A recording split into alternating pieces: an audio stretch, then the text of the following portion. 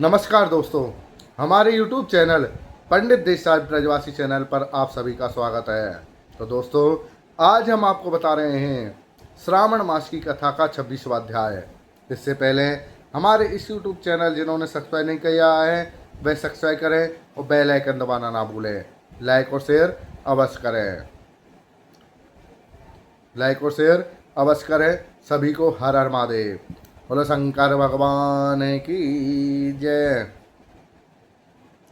ईश्वर बोले, हे सनत कुमार, श्रावण मास में अमावस्या के दिन जो करणीय है उसको तथा प्रसंगवश जो कुछ अन्य बातें मुझे याद आई हैं उसको भी मैं आपसे कहता हूँ।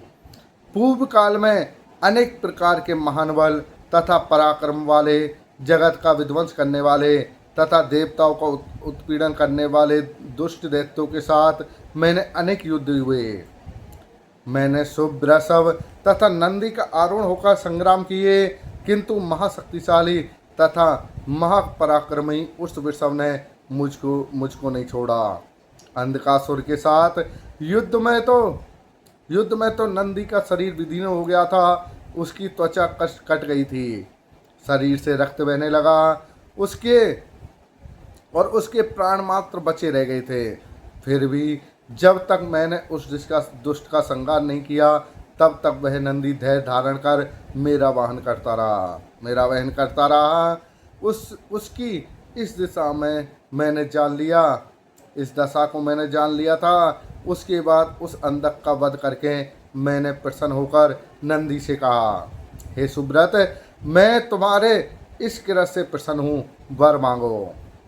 तुम्हारे घाव ठीक हो जाएं, तुम बलवान हो जाओ और तुम्हारा पराक्रम तथा रूप पहले से भी बढ़ जाए। इसके अतिरिक्त तुम जो जो वर मांगोगे मैं तुम्हें अवश्य दूंगा।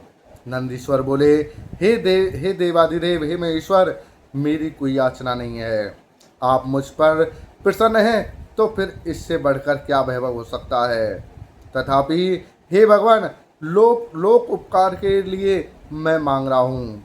हे शिव, आज श्रावण मास की अमावस्या है जिसमें आप मुझ पर प्रसन्न हुए हैं। इस स्थिति में गायों सहित उत्तम मिट्टी से निर्मित वृषभों की पूजा करनी चाहिए। आज अमावस्या के दिन जन्म लेना कामधेनु तुल्य होता है। अतः इस स्थिति में वर प्रदान करें कि ये अमावस्या वांछित फल देने वाली हो। आज के दिन भक्ति पूर्वक प्रत्यक्ष वृषभों तथा गायों की पूजा करनी चाहिए। गेरु आदि धातुओं से प्रयत्न पूर्वक उन्हें भूषित करना चाहिए। उनके सींगों पर सोना चांदी आदि से पत्थर मणि और रेशम के बड़े बड़े गुच्छों को भी सींगों पर बांधें।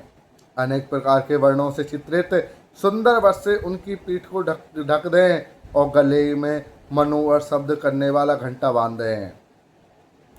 सूर्योदय के लगभग 4 घड़ी बीतने पर गायों को ग्राम के बाहर ले जाकर पुनः साय बेला में ग्राम में प्रवेश कराएं।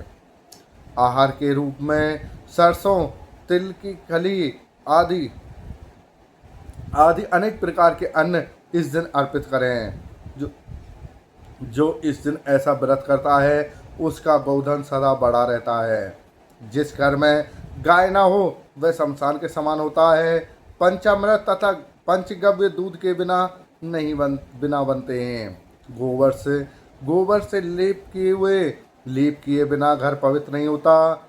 हे सर्वोत्तम, जहाँ गोमूत्र से छिड़काव नहीं होता वहाँ चींटी आदि जंतु उपद्रव विद्वान रहते हैं। हे महादेव, दूध के बिना भोजन का रस ही क्या है। हे प्रभु, यदि आप मेरे ऊपर प्रसन्न हो तो इन वरों को तथा अन्य वरों को भी मुझे प्रदान कीजिए। हे सनत कुमार, तब नंदी का यह वचन सुनकर मैं बहुत प्रसन्न हुआ। मैंने कहा, हे वृषश्रेष्ठ, जो तुमने मांगा है सब हो जाए। हे नंदन, इस दिन का जो अन्य नाम है उसे भी सुनिए। जो वृषभ किसी के द्वारा कहीं भी किसी कार्य से प्रयुक्त नहीं किया जाता तथा तृण खाता हुआ तथा जल पीता हुआ जो शांति पूर्वक विचरण करता है तथा महान वीर तथा बलशाली होता है उसे पोल कहा जाता है। हे नंदी, उसी के नाम से यह दिन पोला नामक होगा। इस दिन अपने इष्ट बंधु के साथ महान उत्सव करना चाहिए। हे वत्स, मैंने उस दिन ये श्रेष्ठ वर प्रदान किए थे। अतः लोगों के द्वारा इस दिन को जो पोला नामक कहा गया है, इस दिन सभी मनोकामनाओं को पूर्ण करने वाला वृषभों का महान उत्सव करना चाहिए। इसके साथ ही अब मैं इस तिथि में किए जाने वाले कुछ ग्रहण का वर्णन करूंगा। श्रावण मास की अमावस्या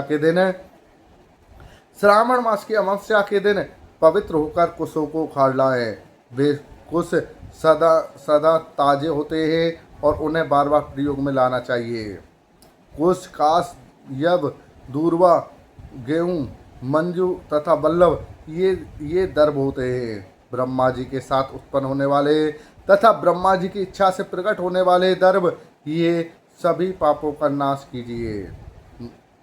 इस प्रकार से प्रार्थना करें कि मेरे सभी पापों का नाश कीजिए और कल्याणकारक होइए। इस मंत्र का उच्चारण करते हुए ईशान कोण में मुख करके होम फट मंत्र के द्वारा एक ही बार में कुछ को उखाड़ लें। जिनके अग्रभाग टूटे हुए ना हो और सूक्ष्म ना हो, वे हरित वर्ण के कुछ श्राद्ध कर्म के योग कहे गए हैं और जड़ रहित कुछ देव कार्यों तथा जप आदि के प्रयोग के योग होते हैं। 7 पत्तों वाले कुछ देव कार्य तथा पितृ कार्य के लिए श्रेष्ठ होते हैं। मूल रहित तथा गर्भयुक्त अग्रभाग वाले तथा 10 अंगुर प्रमाण वाले 2 दर्भ पवित्रक के लिए उपयुक्त होते हैं। ब्राह्मणों के लिए 4 कुश पत्रों का पवित्रक बताया गया है। अन्य वर्णों के लिए 3, 2 और 1 दर्भ का पवित्रक कहा गया है, अथवा सभी वर्णों के लिए 2 दर्भों का ग्रंथि युक्त पवित्रक होता है। यह पवित्रक धारण करने के लिए होता है। इसे मैंने आपको बता दिया है। उपवन हेतु सभी के लिए 2 दर्भ उपयुक्त होते हैं। 50 दर्भों से ब्रह्मा और 25 दर्भों से विष्टर बनाना चाहिए। आचमन के समय हाथ से पवित्रक को नहीं निकालना चाहिए। विकिर के लिए पिंड देने तथा अग्नोकरण करने के साथ तथा पाद देने के पश्चात पवित्रक का त्याग कर देना चाहिए।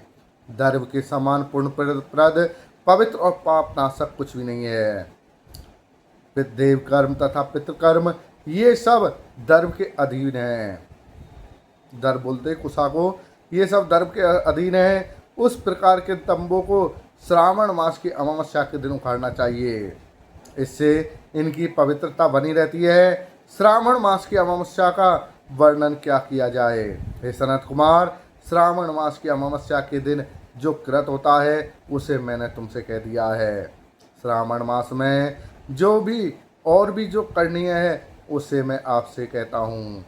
बोलो। इसी प्रकार श्री स्कंद पुराण के अंतर्गत ईश्वर सनत कुमार समाध में श्रावण मास के 26वां अध्याय पूर्ण हुआ।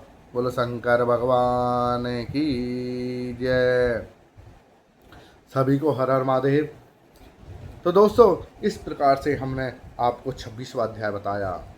आगे इसी प्रकार से हम आपको बताते रहेंगे। इससे पहले जिन्होंने हमारे इस यूट्यूब चैनल पंडित देसाई ब्रजवासी चैनल को सब्सक्राइब नहीं किया है, वह सब्सक्राइब करें और बेल आइकन दबाना ना भूलें। लाइक और शेयर अवश्य करें। सभी को जय सादे, जय श्री कृष्णा, हर हर महादेव।